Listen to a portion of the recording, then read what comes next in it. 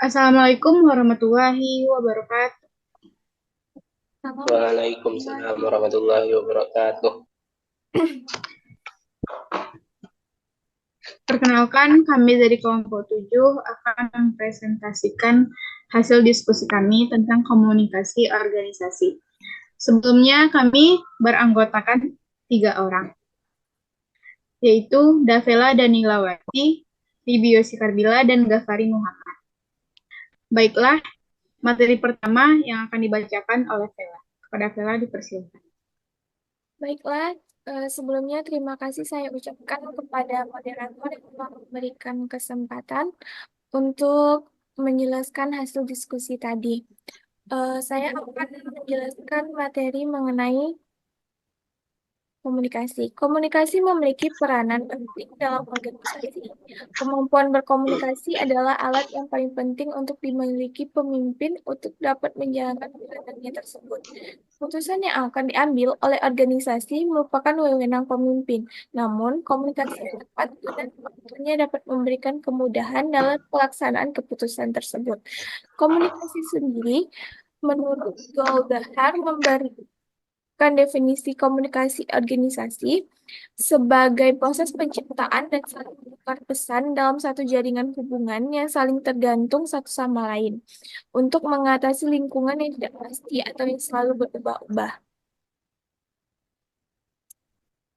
Definisi komunikasi. Komunikasi adalah suatu proses interaksi antara sesama makhluk Tuhan, baik dengan menggunakan simbol-simbol, sinyal-sinyal, maupun perilaku dan tindakan. Komunikasi ke atas dalam manajemen sangat penting karena memberikan informasi ke atasan untuk mengambil keputusan, mendorong semua masalah dan keluh kesah untuk muncul sehingga para atasan mengetahui apa yang sedang mengganggu mereka, menumbuhkan apresiasi dan loyalitas, serta membantu pegawai untuk mengatasi masalah mereka. Jadi, komunikasi organisasi adalah komunikasi yang terjadi di dalam organisasi yang membantu karyawan untuk mengatasi masalah dan mengetahui untuk para atasan itu mengetahui apa yang sedang mengganggu pegawai. Terus GR Tari mengemukakan bahwa dalam suatu kegiatan manajemen terdapat 5 bentuk komunikasi, yaitu komunikasi formal, non-formal, informal, teknis, dan prosedural. Komunikasi formal biasanya terjadi dalam jalur komunikasi formal memiliki wewenang dan tanggung jawab, yaitu instruksi bentuk lisan dan tulisan yang sesuai dengan prosedural secara fungsional yang berlaku dari arus atasan ke bawahan atau sebaliknya. Komunikasi formal itu terdiri dari komunikasi vertikal dan horizontal. Komunikasi nonformal, yaitu di luar komunikasi formal, terjadi secara spontan. Biasanya komunikasi nonformal itu terjadi di antara pegawai. Komunikasi informal seperti halnya komunikasi nonformal, namun lebih menekankan pada aspek human relation-nya. 4. Komunikasi teknis biasanya hanya dilakukan dan dimengerti oleh orang tertentu saja yang berkaitan dengan kegiatan tersebut. 5. Komunikasi prosedural biasanya dekat dengan komunikasi formal, diwujudkan misalnya dalam bentuk pemberian laporan tahunan atau bulanan, instruksi tertulis, memo, dan lain-lain. Komunikasi prosedural ini biasanya dibuat oleh pegawai kepada atasan. Baiklah, segitu saja materi yang dapat saya sampaikan. Saya kembalikan ke moderator. Terima kasih kepada Davela. Selanjutnya, materi kedua yang akan dibacakan oleh Ghaffari. Pada Ghaffari, silakan. Kepada moderator yang telah mengizinkan saya untuk menjelaskan tentang proses dalam komunikasi. Proses dalam komunikasi terdapat dalam keterangan yaitu 8 hal. Yang pertama, pengirim atau sender.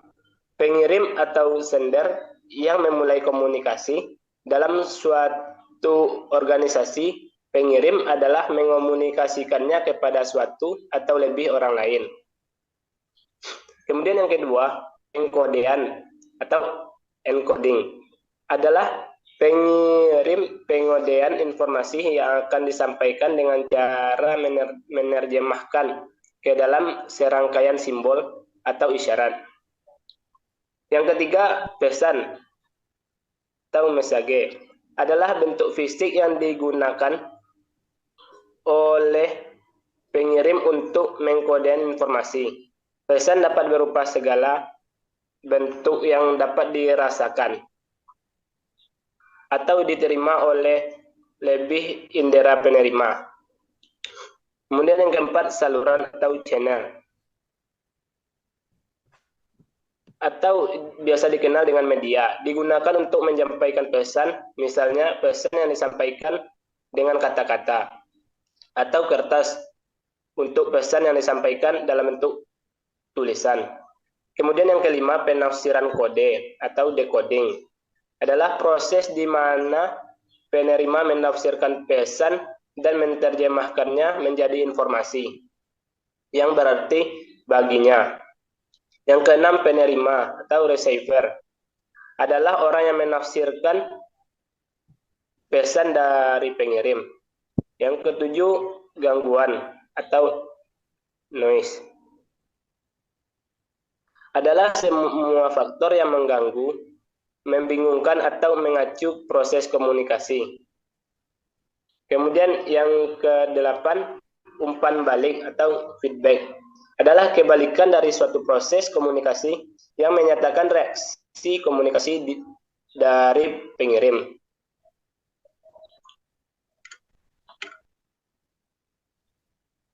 Kemudian jenis komunikasi. Yang pertama, komunikasi secara lisan, atau yang biasa disebut dengan komunikasi secara langsung, merupakan cara berkomunikasi yang dilakukan kedua belah pihak, atau juga bisa disebut lebih kepada penerima dan pengirim, dengan cara bertatap muka secara langsung, dalam artian tidak ada jarak yang memisahkan kedua pihak dalam proses komunikasi tersebut. Kemudian yang kedua, secara tulisan, merupakan salah satu cara berkomunikasi menggunakan perantara media tulisan. Bisa disebut juga dengan komunikasi tanpa adanya perbincangan secara langsung, disertai dengan bahasa yang dinilai singkat, seperlunya hingga dimengerti oleh kedua pihak, padat dan jelas. Bentuk dari komunikasi secara lisan adalah seperti tulisan, adalah seperti SMS, surat, elektronik, dan masih banyak lagi. Sekian materi dari saya kembalikan kepada moderator. Terima kasih kepada Ghaffari. Materi selanjutnya yang akan dibacakan oleh saya sendiri. Saya akan membacakan materi tentang hambatan yang terjadi dalam menciptakan komunikasi efektif. Yang pertama ada hambatan yang bersifat teknis. Hambatan yang bersifat teknis adalah hambatan yang disebabkan oleh berbagai faktor, seperti kurangnya sarana dan prasarana yang diperlukan dalam proses komunikasi, penguasaan teknik dan metode berkomunikasi yang tidak sesuai, kondisi fisik yang tidak memungkinkan terjadinya proses komunikasi yang dibagi menjadi kondisi fisik manusia, kondisi fisik yang berhubungan dengan waktu atau situasi atau keadaan, dan kondisi peralatan.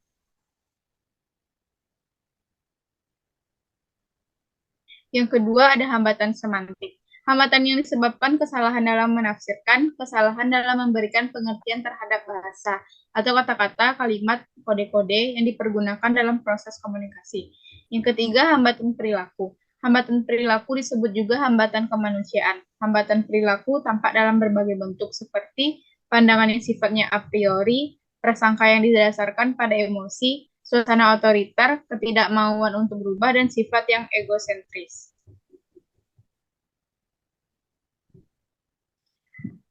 Baiklah, itulah materi. Baiklah, saya akan membacakan kesimpulan dari materi yang kami sampaikan. Dalam komunikasi organisasi mengandung dua kalimat, yaitu komunikasi dan organisasi. Komunikasi adalah suatu proses penyampaian informasi yang melibatkan pelaku di antara dua orang atau lebih saling berhubungan demi memenuhi kebutuhan tertentu. Sementara organisasi adalah sekelompok orang bekerja sama yang memiliki fungsi masing-masing untuk mencapai tujuan bersama. Pengertian komunikasi organisasi dalam buku Komunikasi Organisasi Strategi Meningkatkan Kinerja Perusahaan adalah perilaku perorganisasian yang terjadi dan bagaimana mereka yang terlibat dalam proses itu